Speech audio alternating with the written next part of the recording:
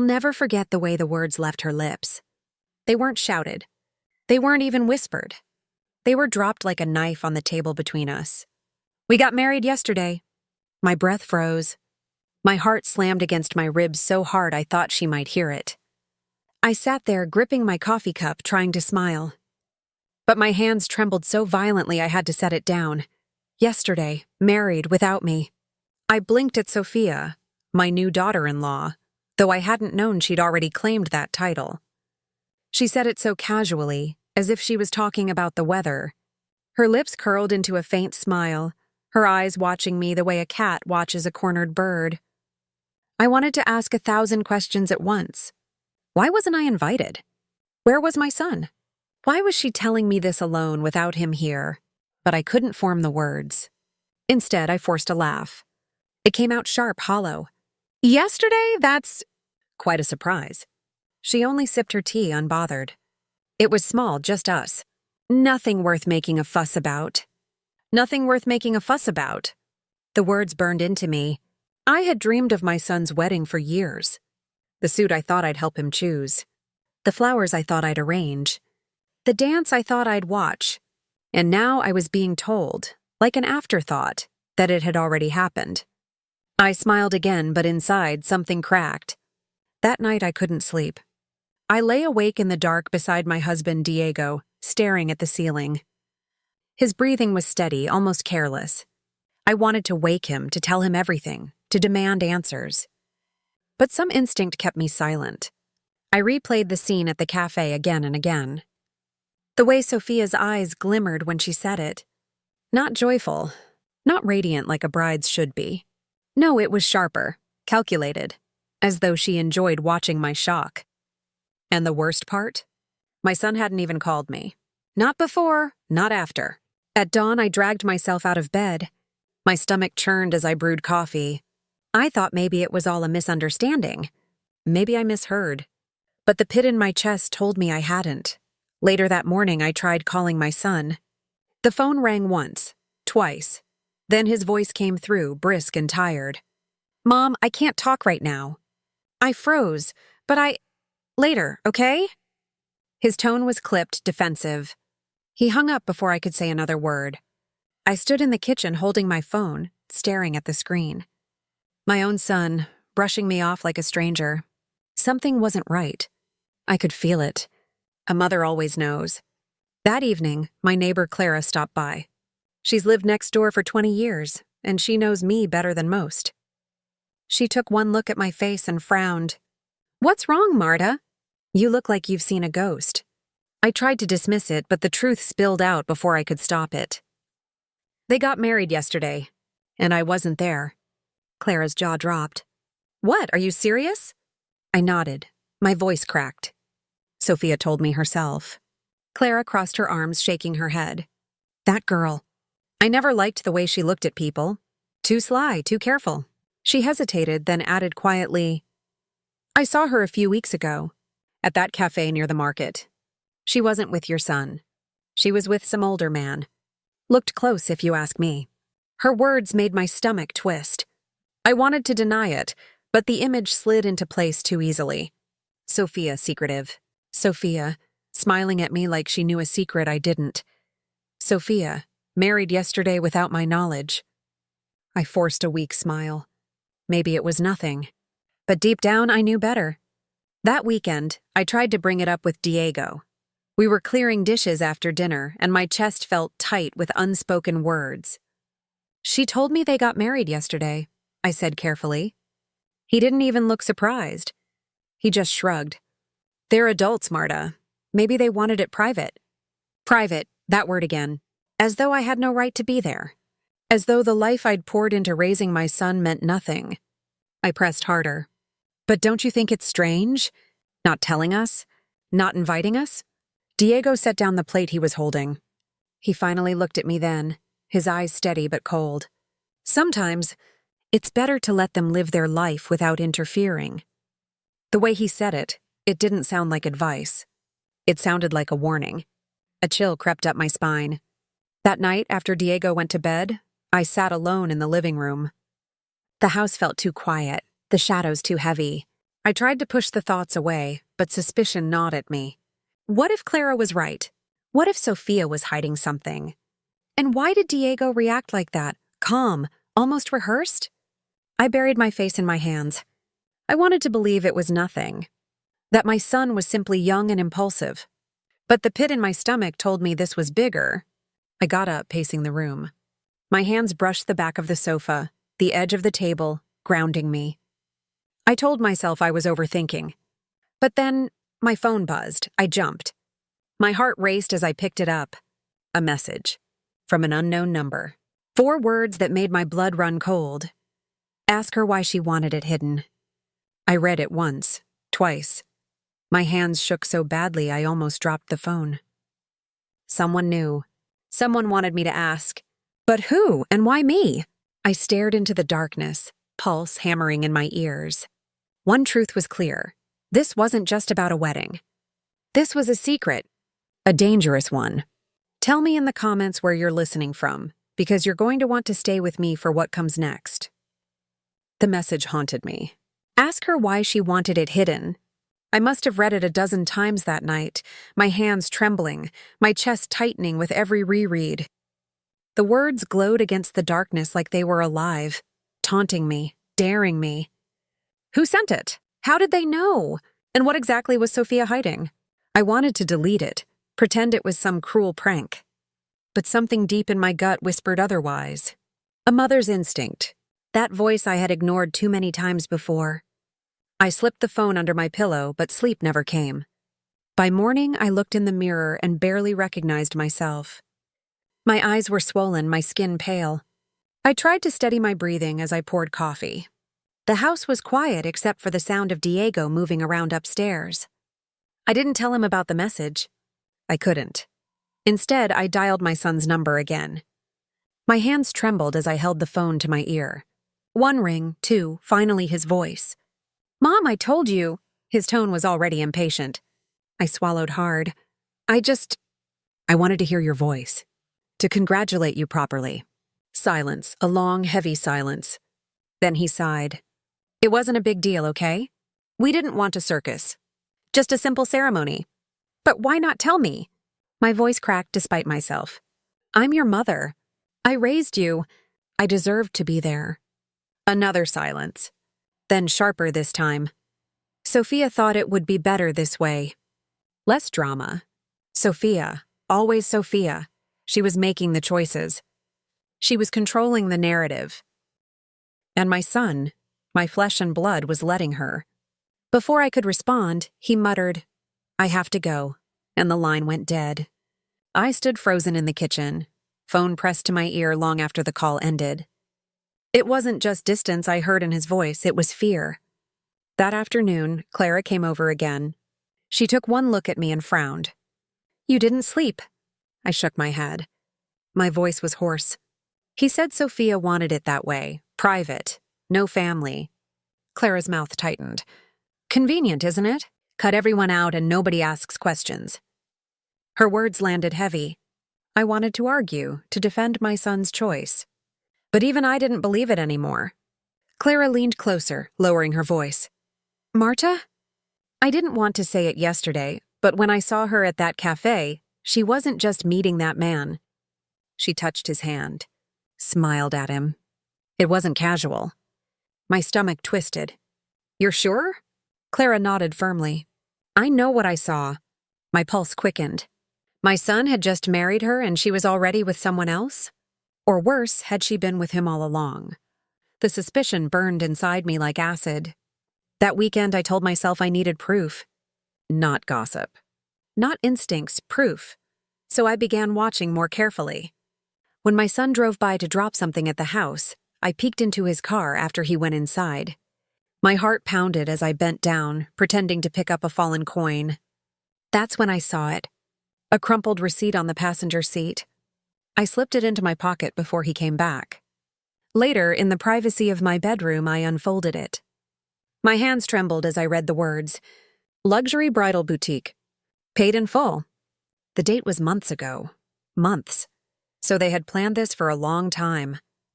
Bought the dress. Arranged the payment. All while smiling in my face, pretending nothing was happening. Tears stung my eyes.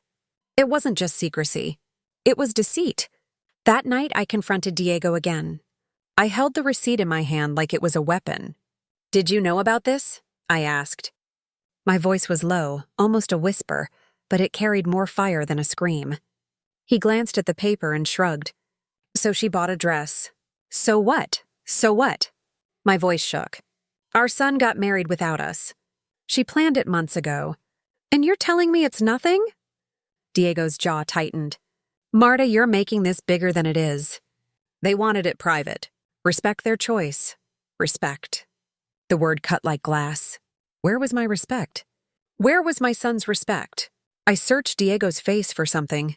Anger, sadness, shock, anything. But his expression was calm. Too calm, like he was defending her. My chest tightened.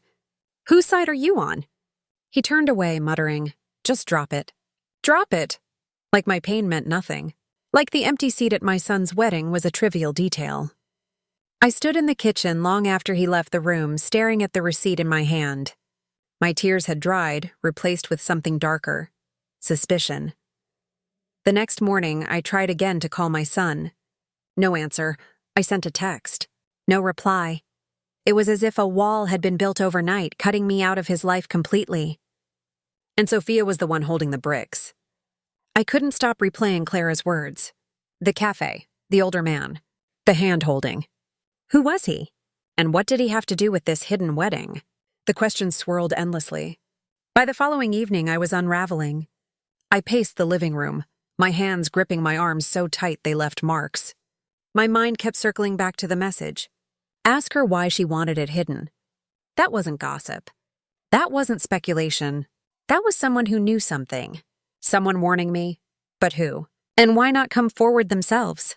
I stared at my phone, debating whether to reply. Finally, with shaking hands, I typed, "Who are you?" I hit send.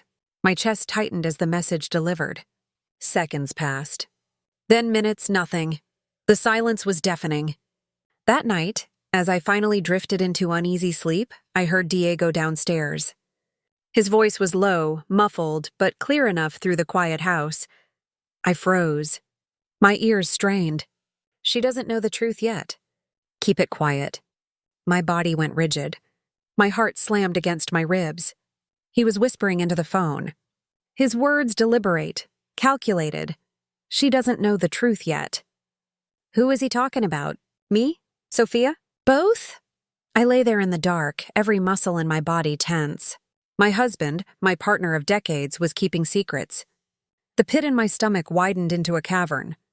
This wasn't just about a wedding anymore. This was a conspiracy, and I was at the center of it. My husband was hiding something with Sophia, and the truth was darker than I could imagine. I lay frozen in bed, staring at the ceiling. She doesn't know the truth yet. Keep it quiet. Those words echoed through my skull like a hammer. My husband's voice, cold, controlled, and not meant for me to hear. I barely slept that night. Every time I closed my eyes, I pictured Diego downstairs whispering into the phone. Hiding something from me? Hiding something with her. When the sun rose, I felt no warmth, only suspicion. The next morning, Diego acted like nothing had happened. He sat at the kitchen table reading the newspaper, sipping his coffee, humming softly. As if he hadn't just betrayed me in the dead of night. I stood by the counter, hands trembling as I poured my own cup. I wanted to slam the mug down in front of him, demand answers. But instinct told me not yet. If he could keep secrets from me, then I needed to start keeping some from him. So I smiled, forced, hollow. You're up early. He glanced up, smiled faintly, and went back to his paper. The normalcy of it made me want to scream. That afternoon, I made my decision. If I wanted the truth, I couldn't wait for it to come to me. I had to find it myself. So I followed him. I waited until he left the house, said he was going to the hardware store. I gave him a few minutes, then slipped into my car and trailed him at a distance. My palms were slick against the steering wheel, my heart thudding in my throat. He didn't drive toward the store. He drove into the city. I tightened my grip, pulse racing as I stayed a few cars behind. He pulled into a bank parking lot. I parked across the street, half hidden behind a delivery van. And then I saw her, Sophia, standing by the entrance, sunglasses on, hair perfectly styled. She didn't see me. My breath caught as Diego walked up to her. They spoke briefly, then he handed her an envelope. Thick, stuffed, cash. I felt my stomach twist. My vision blurred with rage. My husband, meeting her, secretly, giving her money. My body wanted to leap out of the car, march across the street, and tear the truth from both of them. But I couldn't, not yet. I forced myself to sit there, trembling, watching as they went inside together. When they finally came out, Sophia slid the envelope into her bag and kissed him on the cheek. The sight burned me alive. I drove home shaking, gripping the wheel so tightly my knuckles went white. By the time I pulled into the driveway, I wasn't just suspicious anymore. I was betrayed. That evening, Diego came home like nothing had happened. He kissed me on the cheek, set down his keys, and asked what was for dinner. I wanted to scream at him, to throw the truth in his face. But instead I cooked in silence, every movement sharp, deliberate. After he went to bed, I crept into his study. The room smelled faintly of tobacco and old leather. His desk was tidy, almost too tidy. I opened drawers carefully, listening for any sound from upstairs. At first, I found nothing but bills and receipts. Then, tucked inside a folder beneath insurance papers, I found them, bank statements. Pages and pages of withdrawals, large sums, regularly. Each one lining up with the timeline of when he ran errands. My chest tightened as I flipped through them. He had been funneling money for months. Thousands. Gone. My hands shook as I turned one more page. That's when I saw it. A document, stamped, notarized. I froze. My breath caught in my throat as I pulled it closer to the lamp. It was a marriage license. But it wasn't my son's name written next to Sophia's. It was Diego's. The room spun. My knees buckled and I sank into the chair. I read the names again and again, hoping the letters would rearrange themselves.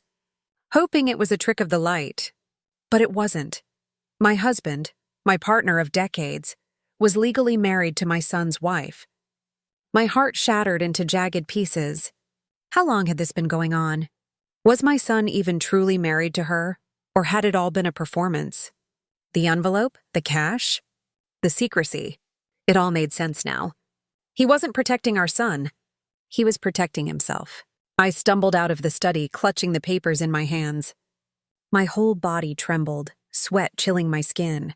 I paced the living room, whispering to myself, unable to breathe. Why? Why would he do this? Greed? Lust? Control? Every memory I had of him, every laugh, every kiss, every whispered promise in the dark, it all felt like a lie. The next morning, I forced myself to face him.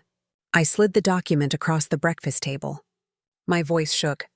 What is this? Diego's eyes flickered just for a moment before he composed himself. He set down his fork and leaned back. Where did you find that? My hands clenched into fists. Answer me. He sighed, almost annoyed. It's not what you think. Not what I think? My voice rose. You are married to her, to the woman who was supposed to be our son's wife. How could you do this? He stayed calm, too calm. You don't understand, Marta. It's complicated. Complicated. The word made me want to break the table in two. I slammed my fist down. Explain it to me, now. But he didn't. He just stared at me, cold, calculating, like a stranger. I couldn't eat. I couldn't breathe. My entire world felt poisoned. I called my son that afternoon, desperate for answers. My voice shook as I begged him to meet me. We sat in my car, parked behind the church where he used to play as a boy. His face looked pale, haunted. Tell me the truth, I whispered. What's going on between her and your father? Tears welled in his eyes. His voice cracked. Mom, I don't know everything. But I know one thing. I'm not her husband. I never signed anything. She told me it was just a formality. That we'd register later. My blood ran cold.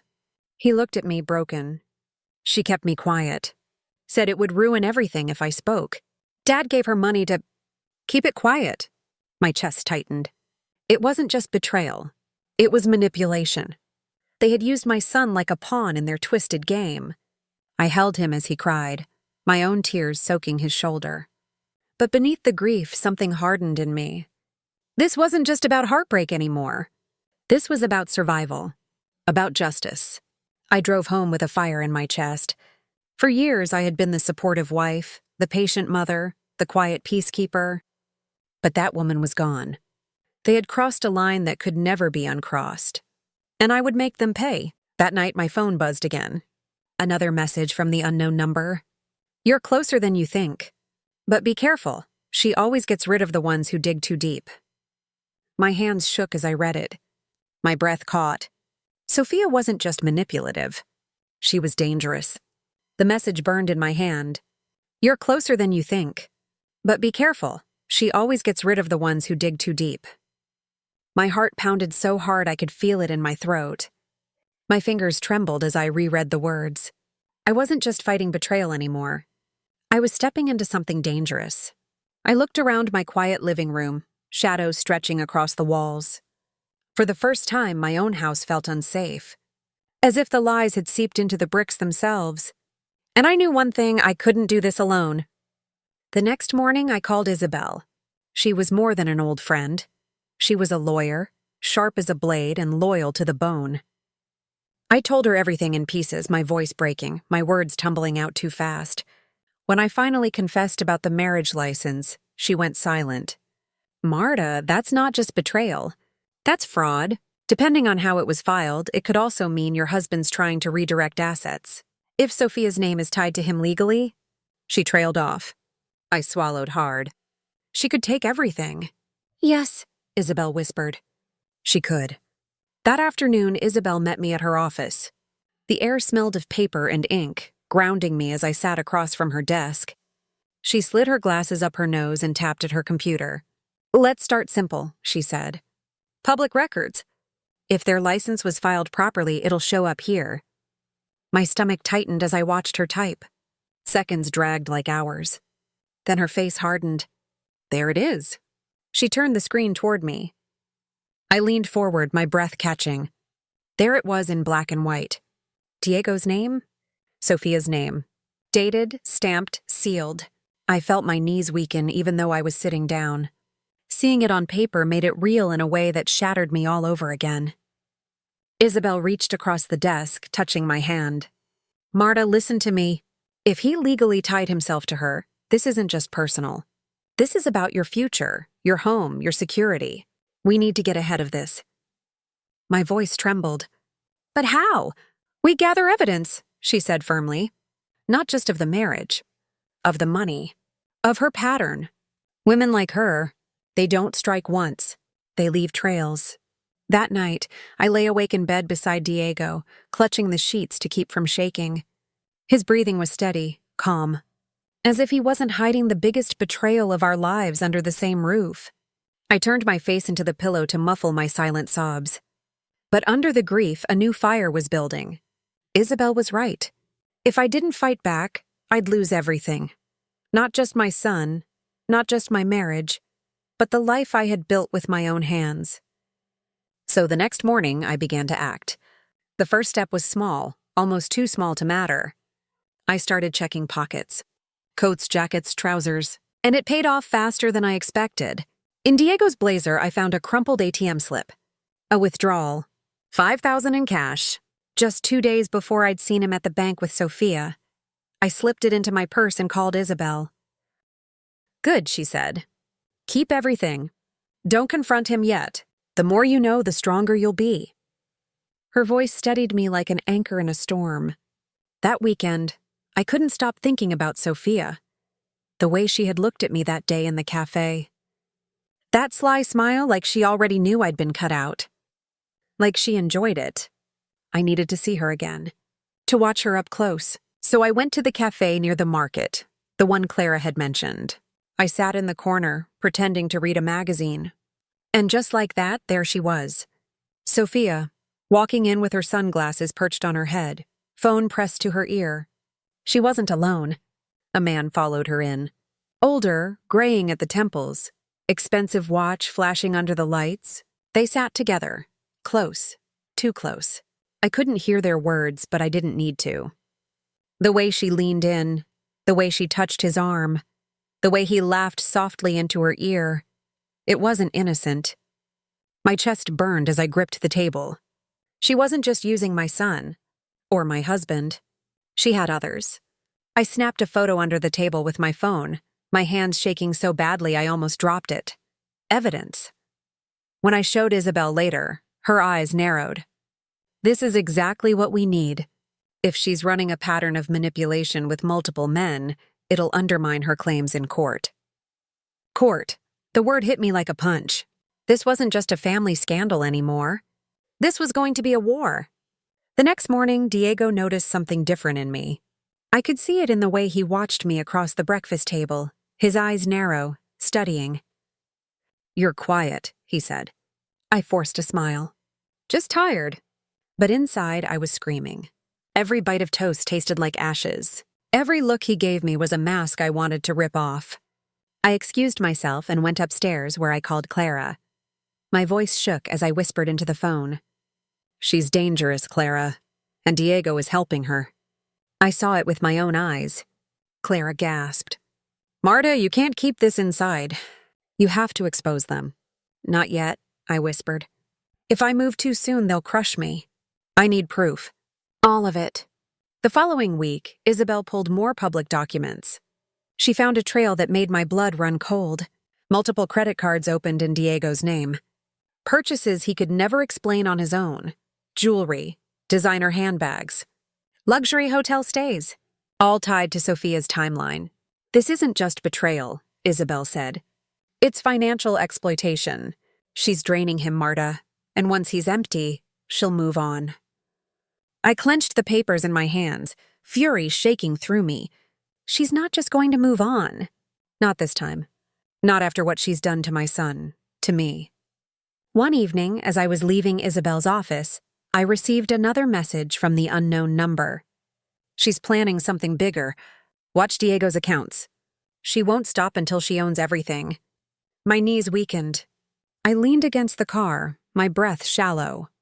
Bigger. What could be bigger than what she had already taken? I drove home on autopilot, my mind spinning. I had to dig deeper.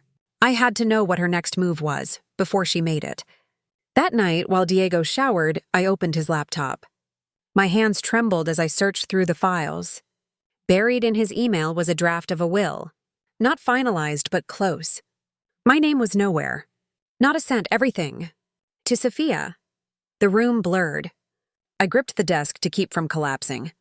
He was erasing me, erasing our life, erasing decades of sacrifice. When I heard the shower stop, I closed the laptop quickly and shoved it back into place. My heart raced as I slipped into bed, forcing my breathing to stay steady. But inside, I was screaming. The next morning, I confronted my son again. I showed him the documents. The withdrawals, the will. His face went pale, his hands shaking. "Mom," he whispered, tears welling. "He's giving her everything." "What about you? What about us?" I pulled him into my arms, my voice breaking. "We won't let her win. We'll fight. Together." For the first time, I saw a spark of strength in his eyes. Not the broken boy Sophia had manipulated, but the man he could still become. That weekend, as if to taunt me, Sophia texted me directly. "Stay out of this, or you'll lose more than your family's name." My hands shook as I read it. Not just arrogance, a threat. I stared at the message, fury and fear warring inside me. She wasn't just stealing. She was warning me, testing me. And I realized, she thought I was still the same Marta, quiet, submissive, afraid. But she was wrong. I looked out the window into the dark street and whispered to myself, "You started this war, Sophia, but I'll be the one to finish it." And in that moment, I knew my revenge had only just begun. I stood by the window, staring out into the night, Sophia's message still burning in my hand. "Stay out of this, or you'll lose more than your family's name." Those words weren't just a warning. They were a challenge. And I whispered back into the darkness, "You started this war, Sophia, but I'll be the one to finish it." I didn't sleep that night. My mind raced through every lie, every threat, every piece of evidence Isabel and I had gathered. The marriage license, the bank withdrawals, the draft will. Sophia with that older man at the cafe. Piece by piece, the puzzle was forming. But I knew the truth alone wasn't enough. I needed to expose her, publicly. The opportunity came faster than I expected. That Friday, Diego announced at breakfast that he wanted to host a family dinner. His voice was too cheerful, his smile too wide. "Just the four of us," he said, buttering his toast. "You, me, Daniel, and Sophia." The knife in my hand froze against the plate. He had no idea how cruel that suggestion was, or maybe he did. Sophia, at my table, eating my food, smiling as if she hadn't destroyed everything. I forced a nod, my hands trembling beneath the tablecloth. "Of course," I whispered. Inside, I was already planning. The days leading up to that dinner felt like walking across a tightrope above fire. My chest burned with fury every time I thought about Sophia sitting in my house. But at the same time, I realized it was perfect. A dinner wasn't just a meal. It was a stage. If Sophia wanted to play games behind closed doors, then I would drag her lies into the light. I spent the week gathering everything. Isabel helped me print bank records. Clara gave me screenshots of Sophia's accidental posts that revealed her luxury gifts. And in my purse, I kept the photo of Sophia with the older man. Proof, enough to shake the walls of my house. Friday evening arrived. The air in the kitchen was thick with the smell of roasted chicken and rosemary. My hands moved automatically as I set the table, polishing glasses until they gleamed. Daniel hovered near the doorway, his shoulders tense. "Mom, are you sure about this?" I looked him straight in the eye. "Yes, tonight the masks come off." He swallowed hard, then nodded. At 7 sharp, the doorbell rang.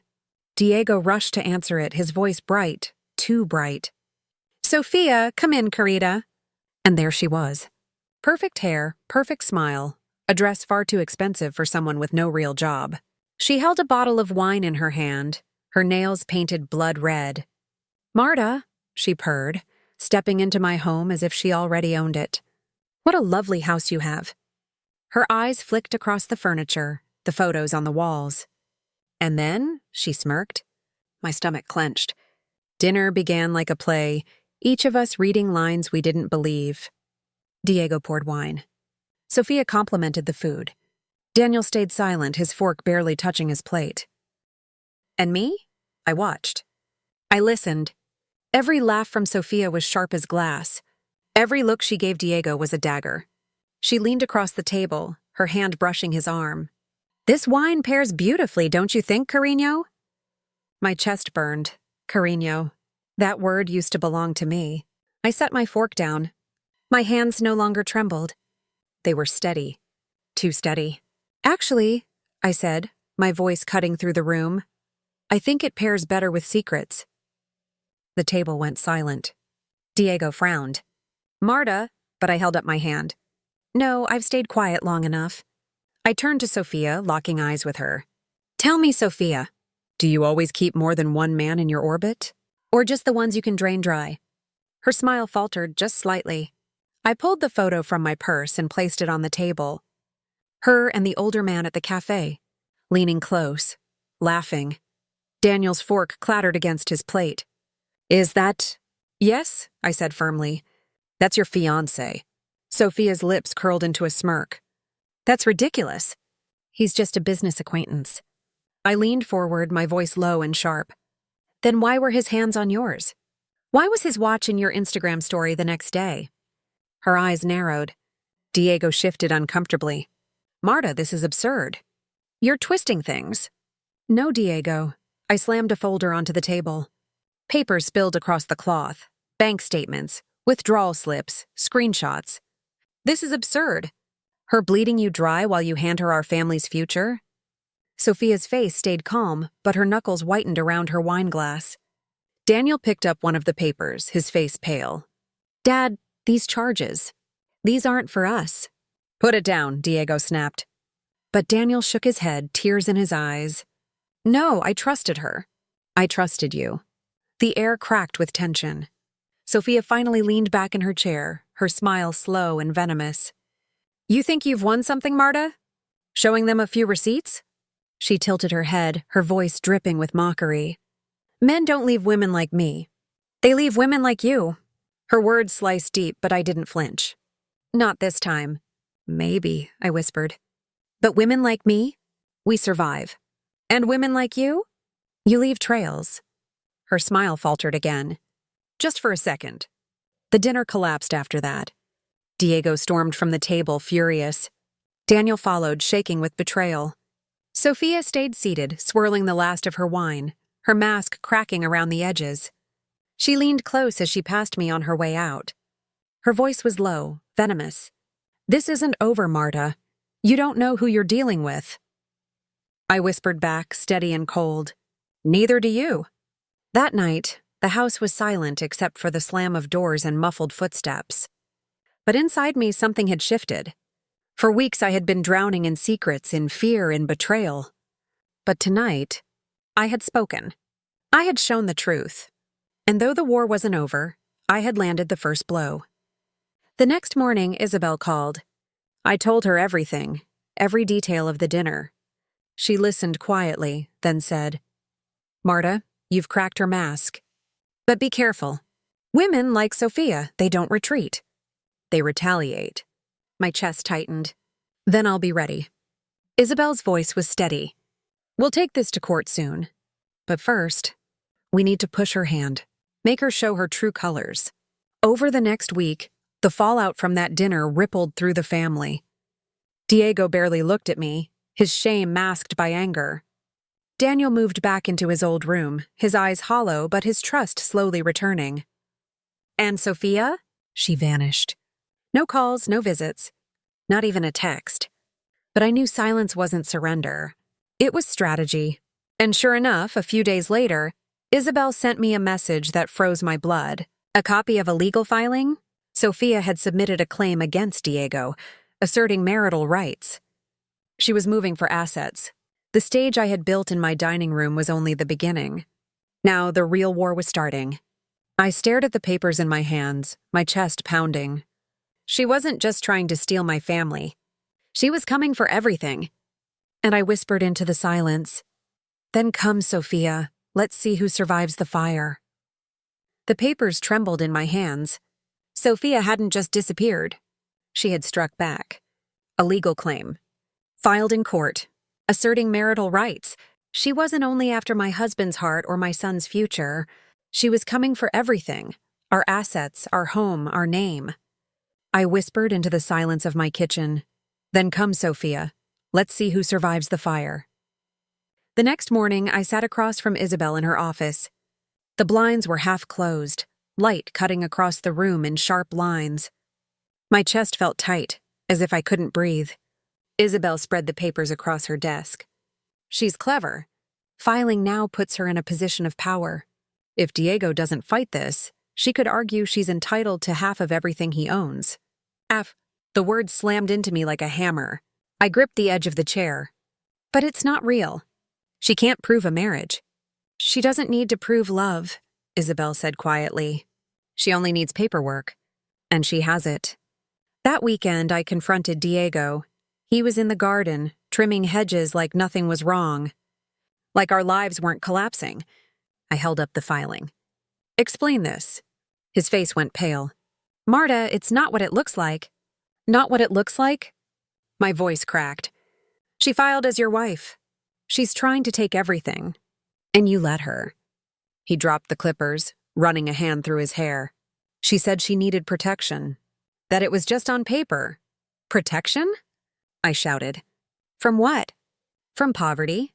From accountability? She's using you, Diego, and you're too blind to see it. He turned away, shame written across his back. He didn't deny it. He didn't fight for me. That silence was worse than any words. When the court date arrived, I felt my knees weaken as I stepped inside. The air smelled of polish and paper. My hands trembled as I clutched Isabel's arm for strength. On the other side of the room sat Sophia. Calm. Perfect. Dressed in ivory silk, as if mocking the sanctity of marriage itself. She smiled when her eyes met mine, slow, deliberate, poisonous. Isabel leaned close to me. Remember, Marta, court isn't just about evidence. It's about credibility. We need to show who she really is. I nodded, forcing air into my lungs. Then let's burn her mask. The judge entered. Proceedings began. Sophia's lawyer stood, a man slick as oil. He painted Sophia as a victim, a devoted young woman abandoned by a cruel, jealous family, a wife unrecognized, a bride betrayed. I gripped the table, fury shaking through me. Then Isabel stood. Her voice was steady, strong. Your Honor, my client has evidence this marriage was part of a pattern, a scheme. Sophia has been involved with multiple men, draining their finances under the guise of love. The judge raised an eyebrow. Evidence? Yes. Isabel held up a folder. Receipts, withdrawals, photos, witness accounts. Sophia's smile cracked. The first piece was the bank withdrawals. Isabel laid the slips before the judge, each one bleeding with Sophia's manipulation. Then came the screenshots of Sophia's social media posts, the designer bags, the hotel suites, the expensive gifts. Finally, the photo of Sophia with the older man, her hand on his, her lips close to his ear. Sophia's lawyer objected. Circumstantial. But the judge studied the photo carefully. His eyes narrowed. For the first time, Sophia shifted in her seat. Then came the moment I feared and craved. Testimony. Isabel nudged me forward. My hands shook as I walked to the stand. I swore to tell the truth, my voice barely above a whisper. I looked at Sophia, then at the judge. And I spoke. I told them about the dinner, about the bank records, about the draft Will I had found on Diego's computer. My voice cracked as I described the night I realized my husband had erased me from his future. I told them about the message from Sophia, the threat that if I didn't stay silent, I'd lose more than my family's name. The courtroom was silent except for my words. When I finished, I felt drained, exposed, but also lighter. The judge nodded. Thank you, Mrs. Alvarez. Then Sophia took the stand.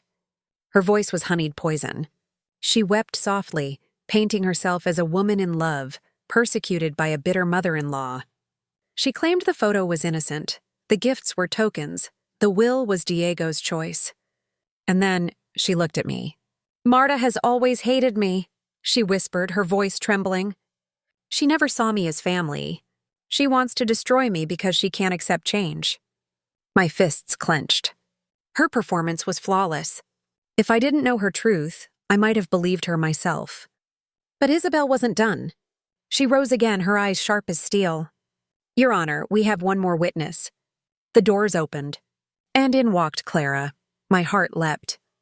Clara, steady, loyal Clara. She took the stand, her voice firm.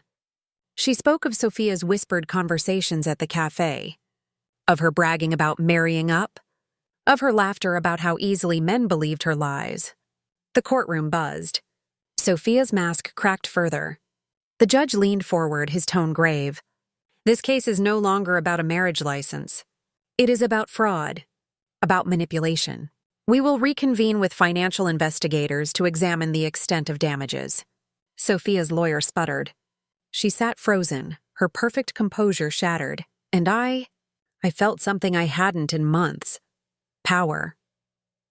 That evening, as I left the courthouse, the sun broke through the clouds.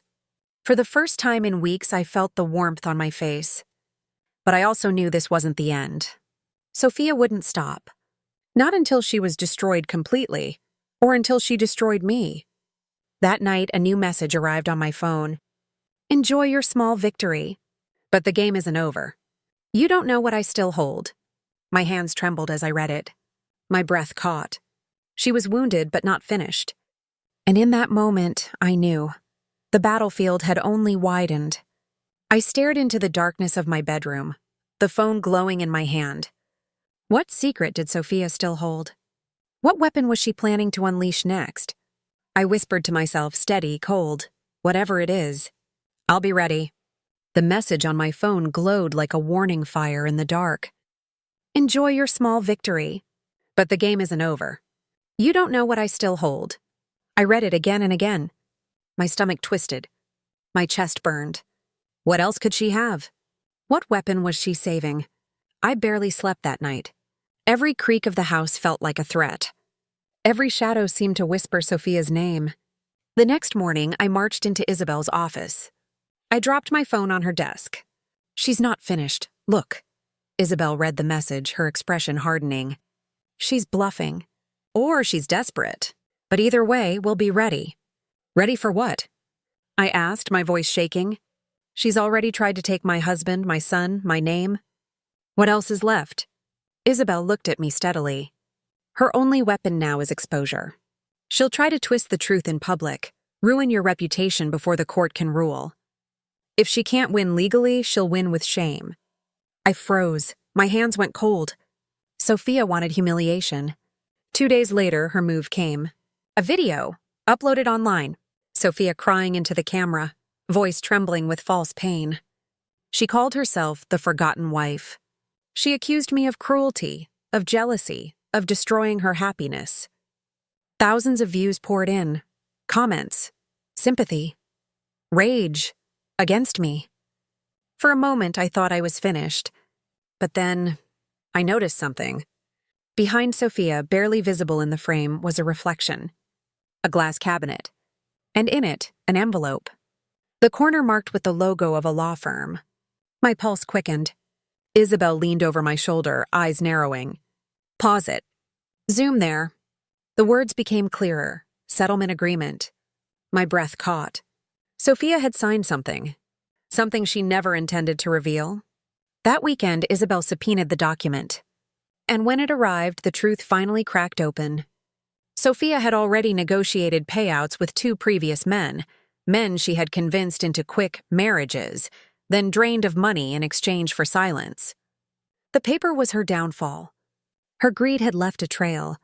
When the judge saw it, his decision was swift. Fraud. Manipulation. No recognition of her claim. And a recommendation for further criminal investigation. But the real moment, the one I had been waiting for, came at the final hearing. Sophia stood before the court, pale, her voice stripped of its honey.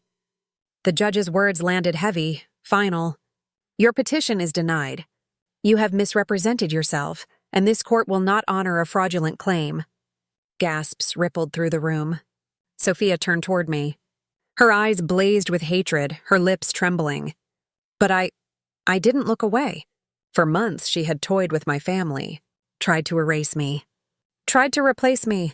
Now, in front of everyone, her mask had shattered. That evening, I walked home alone. The house was quiet. Diego had left weeks earlier, too broken by guilt to face me. And perhaps that was for the best. But the silence didn't scare me anymore. It felt earned. I stood by the window, watching the sunset burn across the sky. Sophia was gone. My marriage was in ruins. But I was still here, stronger than I ever thought I could be. Revenge hadn't been about destroying her. It had been about surviving her. About proving that truth could outlast lies. And as I closed the curtains, I whispered to myself, "It's over. Finally over." And that was my story. A war of betrayal, manipulation, and survival. If you've followed me this far, don't forget to subscribe for more stories that remind us how fragile trust can be and how strong we can become when it shatters.